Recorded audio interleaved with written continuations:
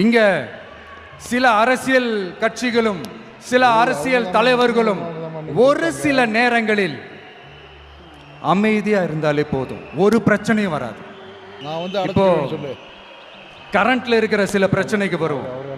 இந்த கரண்ட் பிரச்சனைக்கு வருவோம். மாசம் மாசம் கரண்ட் பில்லு கட்டுற மாதிரி மாத்துவோம்னு சொன்னீங்களே, செஞ்சீங்களா? நிறைய வீடுகள்ல 100 யூனிட் தான் அந்த கரண்ட் செலவாகுது ஒரு மாசத்துக்கு. மாசம் மாசம் நீங்க அந்த பில்லு கொடுத்தீங்கன்னா அவங்களுக்கு அது ஃப்ரீ ஆயிடும். சொல்லுமா, அவங்க அந்த காசு கட்ட தேவையே இல்லை.